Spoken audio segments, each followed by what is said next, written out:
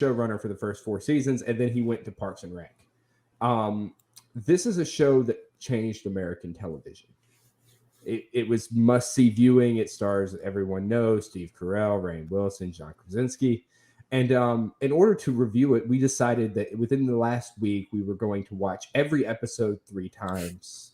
Because it's we had to cover everything multiple times so we made sure we could bring everything down. Yeah, so I took toothpicks to my eyelids and just kind of until I literally could not anymore. I have John Krasinski's just seared into my brain. He's obviously joking. If you follow the Culture Nerd pretty much anywhere, you'll see that there's a poll put out of tell us your 3 favorite episodes of The Office. Yo, what's good, Moji? We wanted to figure out what were y'all's favorite episodes of The Office, and we went with those. So, Grant, do you want to tell them what we went with? So we went with Dinner Party from season 4, which is just a classic. It is ideal cringe humor. And then we went with... It is perfectly executed, just pain. It is. It's amazing. And then we did Goodbye Michael, which seemed fitting. And then we covered the finale. Those were the 3 most popular ones. Had I thought ahead, I'd have a little graphic for you that showed where they were the most popular ones. But shout out to all those people who responded. We really appreciated it because otherwise we'd have just gone with my 3 favorite episodes and nobody would have learned anything. Yeah. So we will talk about the episodes probably first. I think that's kind of what we determined. We're going to talk about the episodes first, and then we'll talk about its larger impact. Yeah. So Grant, you want to kick us off with Dinner Party? Yeah, I'll let you talk more about it, but my goodness, Dinner Party is a wonderful example of how something can be so well acted and so good that it's awful. Not awful as in it's bad, but it is so painful to sit through. It's so awkward. It's like you're there in the moment as this is just falling apart, and it's beautifully awkward, and it just makes you kind of cringe. You're just sitting there. Every moment. We're gonna talk spoilery because it's The Office. Everyone's seen it. It's 10 years old. So you're just sitting there and you're like, why is Michael arguing with Jan in front of these people? If you've ever, I don't know. I feel like everybody's had that friend who got a girlfriend way too early, and you just happened to be there, and he was bickering with her, and you're just like, come on, man, let me go home. You guys can fight in the car. Yeah, so how it starts is hilarious because you have Michael's been inviting them to come have dinner at their house, and they've been getting out of it. Michael comes up with this scheme of, hey, everyone, we have to stay late and work overtime to make sure they have no plans and they can't get out of it. And then he's like, then he fakes this whole phone call with corporate, hey, I'm sorry, but we're not doing this anymore. And then you can all go home. Hey, Jim, do you want to go to dinner? And Jim's of course, he's been asking me for months, and every time I've managed to have an excuse, but today he got me. Ladies and gentlemen, we got him. And if I'm correct, he didn't tell Jan, right? That was the whole deal with why dinner wasn't finished. I don't know. He hadn't told Jan, and so dinner didn't happen for 6 hours at this dinner party. That is entirely possible. I will look this up to see. I mean, at the very least, that's what she said. Had to use it. I love that clip on all its low res glory. So we're sitting here coming at you in full HD, and that is shot with a toaster in 1994. Yeah. Grant, you're looking, you're scanning. I can tell you're reading. I don't see anything about that. I just don't remember why dinner was late. But dinner was late, and so Antics. I don't know, but there was a joke about in Spain you don't eat dinner until midnight, and you could see Pam's face oh no. My favorite was when Dwight showed up uninvited and brought his former babysitter turned lover. That was Turned hilarious. homeless woman. I think she was Or they- just. I don't know. I just know they That had is what his. was That it? is his Beef former. That was indeed his former babysitter. turned lover. That was confirmed. It was mighty interesting. Yeah, but that's And not even. That's not even the best part. Just what we were talking about is just the awkwardness and the cringe of the whole moment is just wow. It's like I said, it was beautifully done from the moment they walk in. It's like Michael and Jan don't have an idea of what they actually want to do. It's like, oh, you want show us around the house, and then it's here's your candles. and then Michael's like sales pitching the candles. For only Mhm. $10,000, you can get in on the ground floor. Yeah. Which is funny because there's the later on in the actual fight, Michael talks about how she hasn't actually sold any candles because her $0 a month salary plus benefits. Gosh. I also love the when Dwight and the babysitter walk in and they start debating why Dwight wasn't invited as he's standing outside with wine. Like Michael's like, you said we didn't have wine glasses. He's brought wine glasses. You said he wasn't in a couple. He brought a person. Don't lie if I was his babysitter. That just get out of here. Get out of here. Yeah. For those of you wondering why I'm suddenly off center, I kicked my camera, which professional. Yes. There's a whole bunch of stuff. It's just classic The Office. Like it's an early season, everything's on a roll. And we were talking last night in a live stream with the rest of the guys. I believe it was Michael Santel that said The Office just kind of crested and kept going and going and going. And then Michael leaves. Segue. I was gonna say there's one hilarious thing is the song that Dan plays from Hunter. I don't know how much you know about it, but it pretty much suggests that there was a little more going on there. Oh yeah, that was the whole gag. Yeah. The whole joke and the way she's dancing and just yeah, it's a mess. Then they end up throwing the stuff and drive home. And the funniest part to me of the whole episode is that Jim stole the CD of the song. He started playing it in the car while they're eating hamburgers, but that is hilarious because they ate hamburgers because when they did get the food, Pam was afraid that Jan had poisoned the food because Pam was supposedly Michael's ex-lover. That's hilarious. Like that is just golden writing. It is just like you're saying, it's so cringe and awkward, and yet that's the beauty of it because it was they were going for it and they nailed it. I was cringing watching it. In my head, I'm like, thank you, audience, because you have decided to torture us with this episode.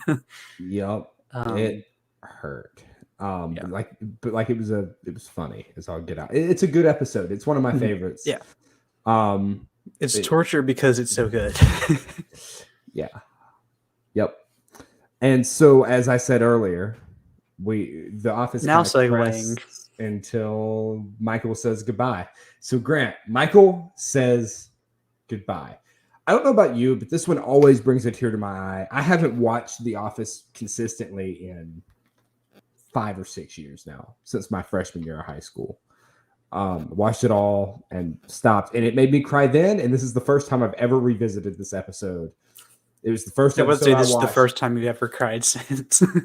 Yeah, because which reminds me of a quote from another Greg Daniels show when little Sebastian dies in Parks and Recreation. Ron says, "I've only ever cried 2 times in my life. Once when I was 7 and I got run over by a school bus, and the other time when I heard little Sebastian had died." Greg Daniels is great. There's a British TV show called Would I Lie to You? And Greg Daniels has been on that, and I've seen some of the clips. That is a hilarious show. But getting back on track to The Office and Goodbye, Michael. classic Michael. Just the whole way through, his gifts for people, his leaving without telling anyone except really Jim that he was leaving. Um, Everything was just perfectly Michael and perfect and really sad at the end. Yeah, like I loved that he was playing paintball with Dwight. He was like just all the little like the checklist of just the names, and he never got to Pam, and it's just like really, really sad. I mean, he did get to Pam at the end, but Right, but like I just liked that kind of thing, and I like that he let them plan the party and all that, knowing he wasn't going to be there. yeah, I think what he wanted was just it to be remembered with him there as a normal day and not I don't think he really wanted the celebration, but Yeah. And like Michael is the world's best boss, right? Like he's just wrong most of the time. But he's always got your back. And that's what the world needs. And like that's what I think that's what people loved about Michael, was that he was just wrong about everything, but he was a good guy and everyone knew it. And that says a lot about Steve Carell and his abilities. And you have to wonder, there are theories about it, like, and I think I agree. Michael, it seems like just the character was kind of almost something he could put on. Like, he was a good boss. Like, he had some big companies that were his clients that he kept. Like, he was competent at his job and then made it fun for the most part too. Yeah. He was a good dude. I do love though that when he was saying goodbye, we got one last appearance of Ping. Yeah. I always hoped it was going to be Prison Mike returning, because Prison Mike is hilarious with the Dementors and whatnot. But you'll have to remind me. Do you know what episode it is with the? I remember just because of the funny meme that, oh man, am I a woman? I do not remember. I don't. This is where I come clean and say I've never sat down and watched the entire series, but that I have seen clips. My family watched it, so I've seen different segments of it, and like I've looked at different clips. I know about the show. That is just such a hilarious one. I was hoping that was going to be part of Dinner Party, and then I watched. I'm like, oh yeah, I know exactly what this is. The second it started, I knew where it was going. But that kind of is more of how iconic The Office is. But that's what we'll get into later.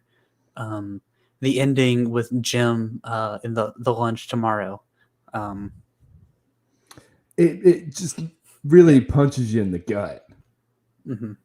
Like he also, there's some sage wisdom in there with the whole sometimes goodbyes bleep, and then but I like how Michael like writes it down. He like pulls up the notes. T-shirt idea: goodbye stink. It's like what? Yeah, it punches you in the gut. Like you're not expecting Michael to like it's a very Michael thing to do, but you're not expecting everyone's getting prepared. You're not expecting him to just go. And you can tell he doesn't want to, but he knows he has to and he needs to. And gosh, what fantastic acting. Yeah, and then you get good old Will Ferrell. Good old D'Angelo. D'Angelo. The best boss before Robert California, except for Dwight, which is like the worst boss. Yeah, which isn't saying much. But I always thought they should have stuck with D'Angelo. I think they could have done it. I think the issue with D'Angelo is they almost tried to recreate the Michael character, but with Will Ferrell's style, and I just don't know that it worked. I'm gonna be honest. I've never heard you pronounce Will Ferrell's last name. Ferrell, whatever. It's very wrong. Very wrong. Like it's like. Got wrong with it, Ingram? I do. Skyline. But yeah, no. I think the reason they got rid of him first off was because they couldn't afford it. Like he's Will Ferrell, but also he's not Michael. I think Michael works.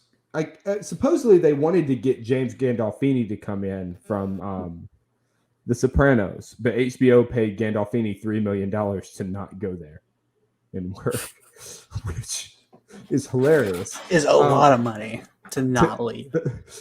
Considering his show was already over, it's a lot of money to just say I'm out. To not go work. Yeah. But then you get D'Angelo, and he's this very psychopathic. He's crazy. Like with the scene at the end with the cake where he's like cutting it and he's like, I don't want it, and he throws it away. And he like just grabs a bite of it and is like, I don't need it, and he throws it away. It's just yeah. We'll move on to the finale. We can move on to the finale. So the finale is a lot. I'm not sure how detailed we'll get because it's a lot. So it starts a year after the documentary aired. So everything was filmed, everything was done, it airs, and then a year after, they decided they want to get more footage for the DVD bonus. So at this point, you kind of get to see where different people are at. Dwight is the new regional manager in Scranton. He and Angela are getting married. Andy gets himself embarrassed on a talent show when he just starts crying and breaking down, and then he ends up going on as a joke to be one of the people who gives a like commencement speech at Cornell, and he gets hired in their admissions office. Daryl has helped expand what's now Athlete, opening a brand in Texas, which you hear about more later. Stanley's retired and he's living in Florida, and Phyllis tries to get his replacement Malcolm fat on chocolates to make him look like Stanley. Because there's a joke in there. She gives him some chocolates and he goes, yeah, can I put on a couple more pounds? And she goes, yeah, you can afford to. And Phyllis doesn't have as much of a look as like Jim does, but Phyllis kind of has a look. She kind of has a look. I do enjoy, and this was the episode leading up to the finale. They like the thing that Andy was getting on was America's Next acapella star. Yes. Which is hilarious. And then Stanley admits, as they're going to see the documentary air, that he had 3 affairs over the course of the documentary, and that if his wife ever saw it, he's like, let me put it to you this way. If I'm killed, I'll save the police some time. It was my wife. I'm not saying that. That's hilarious. Kevin gets fired by Dwight and bought a bar, presumably from stealing money from his time as an accountant. Which is fantastic. Yeah. There's also a I think there's a reference to, I think Brian Baumgartner talked about it, and he said something about he also got credit at the bar from after the documentary came out. People were buying him so much beer that he got enough credit at the bar that he bought the thing. That's amazing. Which is hilarious. Toby is an author in New York. Nellie moved almost at Portland, moved to Poland. Creed, good old Creed, faked his death because he was a wanted fugitive for a fake ID.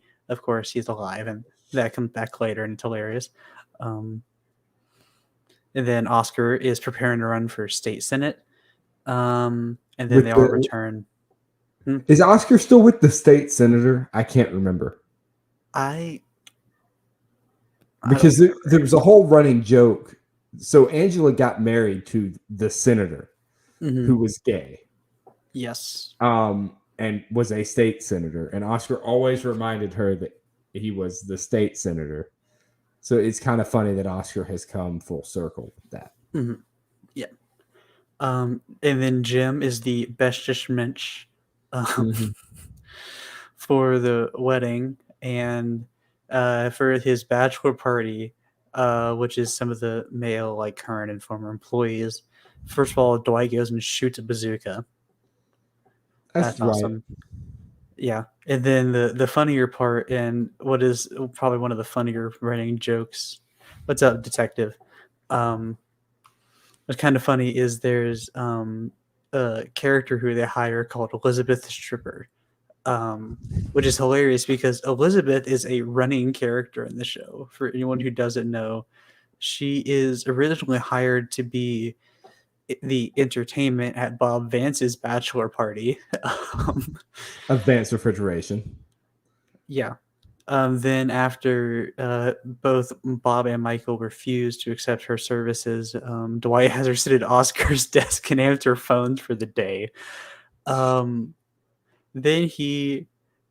Michael talks to Elizabeth and asks for relationship advice. Then when they need a medical person to receive a check for the proceeds of their fundraiser, she is hired to come back dressed as a nurse and receive the check. And then she returns for the Dwight's bachelor party. And Dwight just thinks she's a natural waitress and is like, yo, I want food. Where's my food? That's hilarious. She is my second favorite TV stripper after the Friends stripper who happened to be Danny DeVito. I have not seen this. I will send it to you. I'm gonna put this up on the screen. So, Detective, I'm sorry. First off, Detective. I have seen some of the episodes. I have never watched the entire series either. So you guys should get on that. I'll give you a pass for the 3 seasons between Michael leaving and the finale, but the rest of it you should watch. Yeah. But then what's funny, we've got Elizabeth, and then we've got Jake, who is hired to be the stripper for the bachelorette party, who is Meredith's son. Which checks out. And it checks out, and it's as Meredith and her son as it gets, because she's like, all right, let's see how you do. It starts giving him advice as he's doing his job, which is just hilarious. And then after that is done, just get that out of your minds. Angela gets captured by Mose and taken to a bar in the trunk of his car and stays in the trunk of the car until Jim gets the call that she was captured. And Dwight goes, yes, this is a normal thing as part of Shroot tradition. And so she gets taken to a bar and Dwight has to buy everyone drinks. And turns out it's Kevin's bar. Which, of course, it's Kevin's bar. I bet they serve chili. Maybe. But so Kevin got fired by Dwight for being incompetent and, embezzling money. But that's a whole other thing that people I don't think know about. But then they make up. Dwight buys beers for everyone, goes out and gets Angela out of the trunk of the car. See, the great thing about Kevin, like, having embezzled money is he was so stupid for so much of the show. And it all, like, by the end of it, it's all just an act, right? Like, that's the whole thing. And it's fantastic. It is. And it's fun to listen to Brian Baumgartner talk about it. And how it's just entirely an act and he was embezzling money. It's great. I don't have the quote here, but there's a... That's who we need to talk to for the last episode. I just pointed my modeling tweezers at you. That's who we need to talk to. We need to see if we can get Brian Baumgartner on. Yeah, there's a joke somewhere that Kevin had his own secret like number of whatever a day gets you home at 5 or gets you home by 5 or 7. So then they go to the panel and just they ask different questions to the cast. And there's some weird questions for Jim and Pam, but then Erin talks about how in the series how she couldn't find her birth mother, and her birth mother and father are there. Of course. Everybody gets a happy ending except for Michael. Hey, what's up, Diggs? What's up, Diggs? How you doing? So yeah, everybody gets a happy ending except for Michael, who left 4 seasons ago, right? Like, although he technically got a happy ending, he got married, has kids, moved off to Colorado. It's a sad ending in the show. Like, it's sad for us. Michael should be miserable for our entertainment. The show. The finale is practically a short movie. It's 50 minutes. Oh yeah. But I was being facetious with that. Michael comes back because of course he does. Well, like our listeners are the best. They pick the 3 best episodes that like all tie in together really well. Because like even when Michael's leaving, we see the beer sign from Dinner Party that it gives to, I believe it was Ryan. So like they all tie in together really solidly.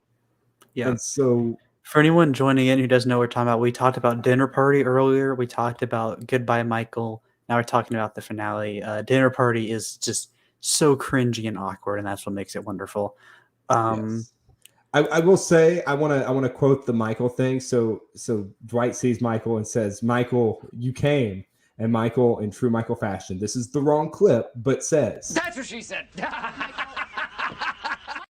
See, I have no comedic timing. Grant's like, go, and I'm like, no. We had to get the lowest quality version of it that we could, right? Because that makes it almost uncopyrightable, right? Like you can't tell what it is. Yeah. So then what's funny is John Krasinski, Jim makes up the, hey, I heard the bestest mensch can't be, or has to be older than the groom. And Dwight goes, how did I not know this? Oh, if there's only something I could do for you.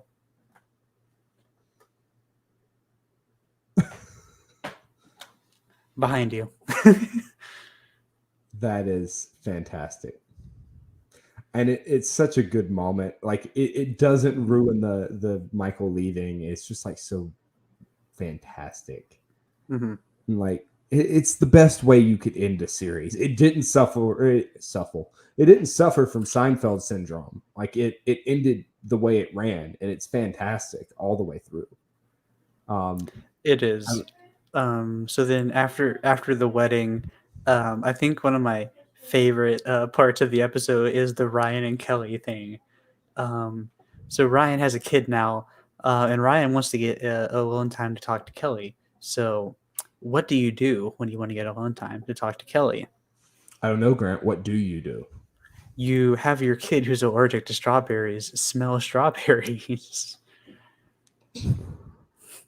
And then you go, hey, Kelly's, is it boyfriend, husband, fiance, or fiance, and you go, hey, you're a doctor. Here you go, figure this out. And then, they run off together. Yeah. And then Nellie takes the kid and raises Drake off in Poland. That is hilarious.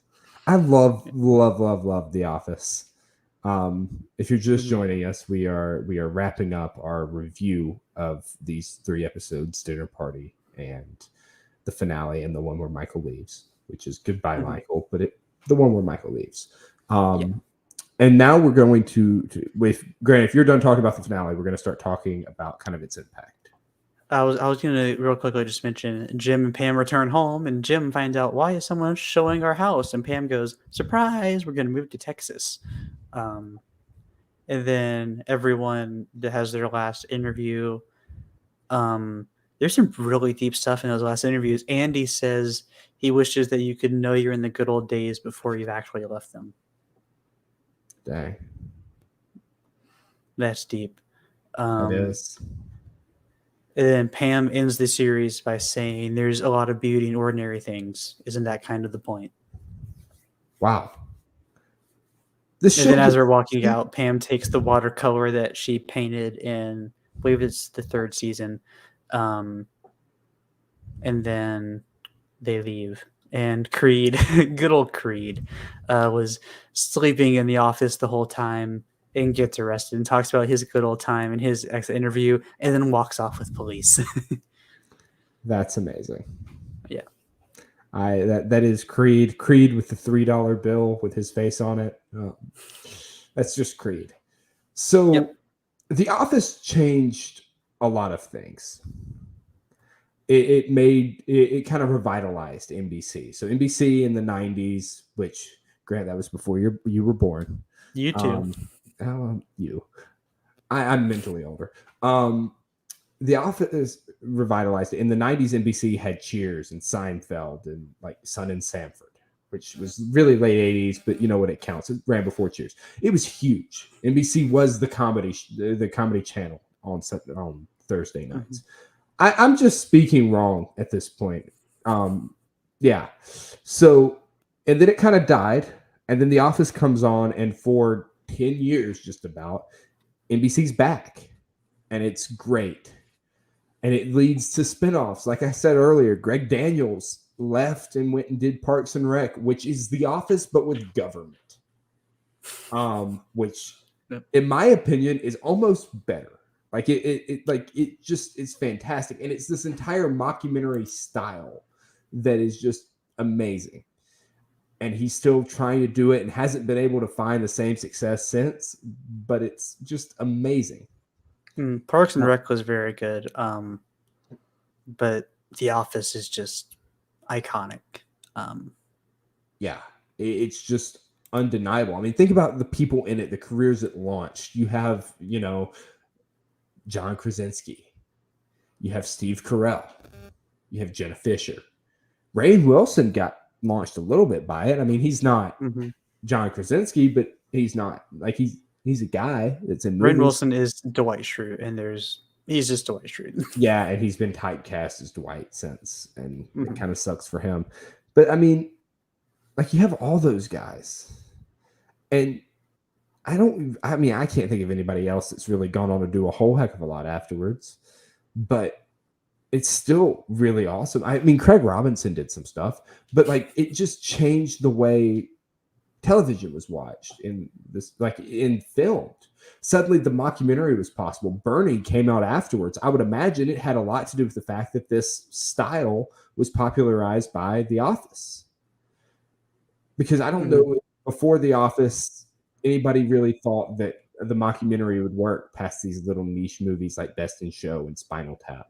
Yeah, I mean, The Office was really the first one that hit and stuck and kept going. We're talking about cultural impact. John McCain back in the day joked on The Daily Show that he might take Dwight Schrute as his running mate. A presidential candidate made a joke about that. That's amazing, because I'm not sure he knew who Dwight Schrute was. He was a devoted fan of the show, apparently. Was he really? That's awesome. That is really awesome. Yeah, that's really cool. Like, it was just a massive thing. Like, even the UK version, which isn't nearly as funny, despite having Ricky Gervais, it just doesn't compare. Like, this is its own very amazing thing. Yep. Like, they've redone it and spun it, and it's just its own. I think there's a new version of it that's popping up in like Dubai or someplace that they're doing. I don't know. Maybe it was Saudi Arabia. I don't remember. But there's a new version of The Office, and it can't be as good. Like, none of them have lasted as long. Like, I think if Michael had stuck around, the show would still be running. But NBC didn't want Michael to stick around.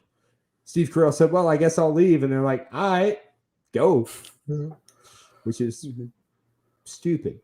They definitely made some good episodes without Michael. The last season was good, mainly from what I've heard from others. But it's still hard when you have a character as good as Michael.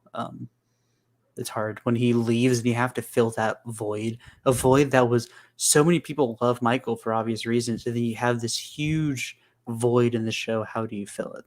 Yeah, and we talked a little bit about this last night on that kind of roundtable discussion. It was one of those where, I mean, other shows have replaced people. Cheers replaced darn near the whole cast. But you can't replace Steve Carell. He's just too great. Like, Steve Carell is just a guy you meet at the local Dollar General. But he's a fantastic actor, and like, he tells funny stories. He's that kind of guy. And he just works in everything. Like, I've never seen anything that he was in that I didn't at least like his character or find his character to be believable, which is a Major League Baseball stat right there.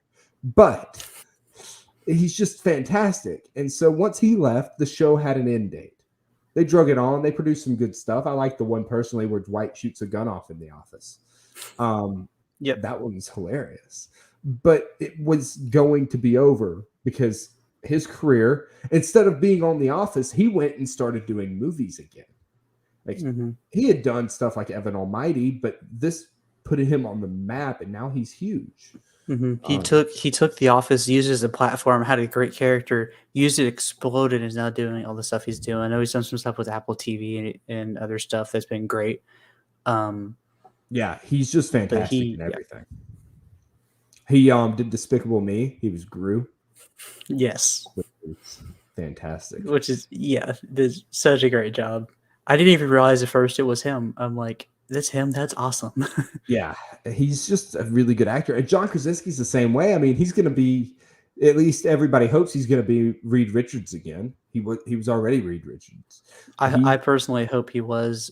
It's crazy. You look at where he was in the office and what he's doing now. yeah. Incredible. I mean, it's like Chris Pratt in Parks and Rec.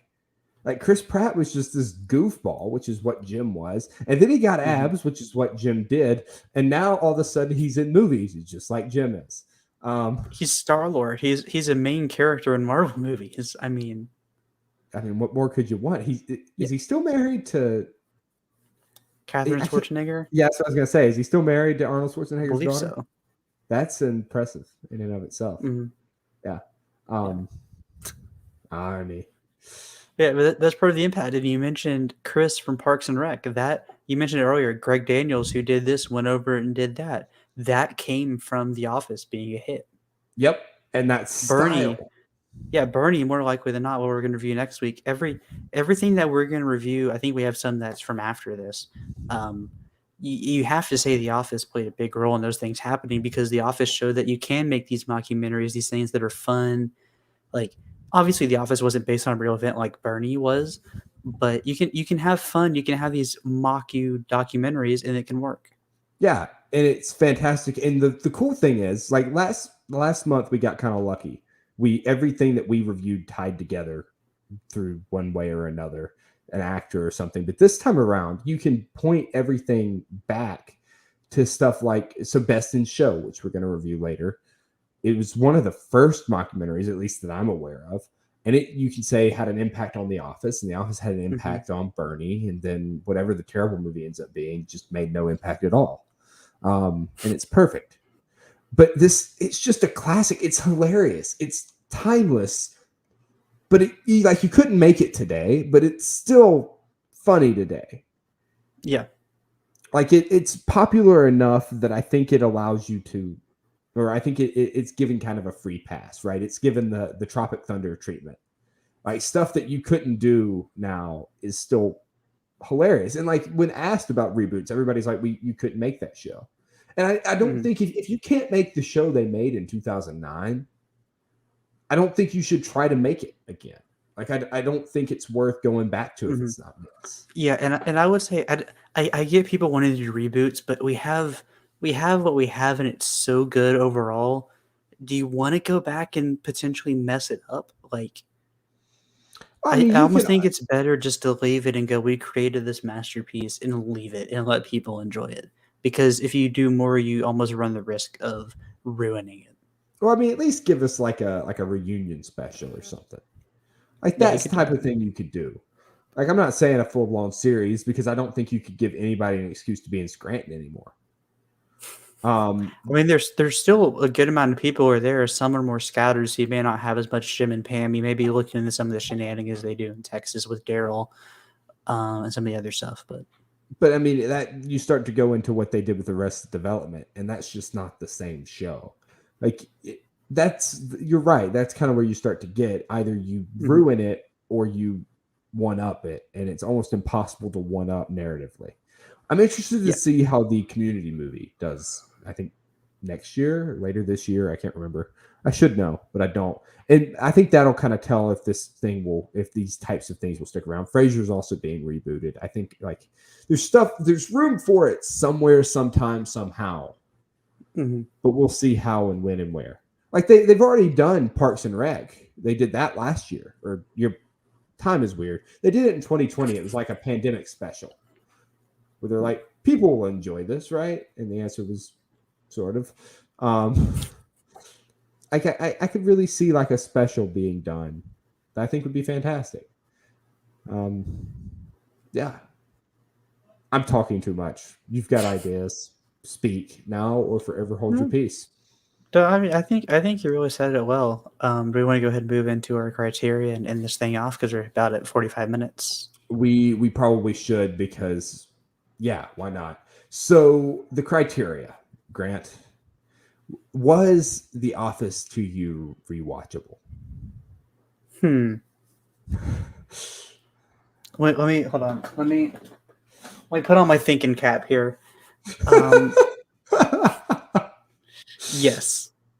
See, I had to have my thinking cap on the whole time, or I'd be Yeah. just over here drooling. So I also think it's incredibly rewatchable. I think that's kind of a dumb question with something like this. Like Yeah. obviously, We yes, gotta hit the criteria, but the answer is yes. yes. It's beloved. I think it's beloved for a reason. I don't think you can make the argument that it's overrated. Like I really don't. For I sure. think it is as good as anything I've ever seen. To be honest with you, like it's just really fantastic. Do you agree? Disagree? Agree. Okay, good. If you had disagreed, I was gonna ask why you hated God so much. Anyway, and then finally, did it set out to do well? Semi-finally, did it accomplish what it set out to do? Did it aptly tell the story of American life in the office? It did. I'm gonna say the answer is no. Because of what we were talking about, I don't think they set out to create such an iconic trend setting. I mean, maybe, but it's hard to think they could have imagined the impact it would have. So I'm going to say no in that regard. But in terms of story, I think they set out to do what they wanted to do. Yeah, see, I agree. I think they kind of set out to tell, the story of the American office, like what it's like working at a dead-end job, pushing paper, literally, with a guy that's probably a little racist, a little sexist, a little Which weird, one? as your boss, Dwight. No, And a coworker. yeah, and so Michael, and then like I think it just morphed into this, like it grew legs and ran away. Mm-hmm. And I think that it accomplished what they wanted to do, and then so much more afterwards. Like Mm-hmm. it's crazy that we're still talking about this today. Mm-hmm. Absolutely crazy. And then I guess finally, does it pass or does it fail, Grant? Do you stamp the big F on it? He Thinking puts on his cap. thinking cap and he throws it away. Yes. Yes. It's a pass. It's a pass. It's the best, one of the best shows ever made. Like it's just fantastic. Yeah. Well, this was our first TV show. If you like this format, let us know in the comments. If you can comment, we can see all the comments. So let us know. And we will be back next week, of course, with our second mockumentary, Bernie, 2011, starring Jack Black. It's fantastic. Spoilers. It's directed by Richard Linklater, who is just a good guy. Yeah. So thank you so much for tuning in. And if you enjoyed the show, allow me to pull up my slide. If you enjoyed the show, consider subscribing to our Patreon, which is patreon.com/theculturenerd. We have our own tier. You can say, hey, we want to give the Grants our money, and do that. And we would greatly appreciate that. Like, it would mean the world to us. You just have to click on through the monocle and throw your money at the screen. As always, I have been your host, Grant Ingram. And I've been your co-host, Grant Skillen. Thank you to each of our Patreon supporters. Thank you to Jose. Thank you to the live viewers we had. Detective, I see your comment just now. You definitely should check out The Office. Thank you for being here. Thank you to the other people who have been viewing us live. We appreciate it. Happy to know y'all enjoy the show. Yep. And thank you so much for joining us. If you enjoyed this, please leave a like, subscribe, scan these QR codes here at the bottom to check out The Culture Nerd or our other show where we talk to people at this point, or try to, and mostly fail. Yeah, scan those QR codes and we will see you next week.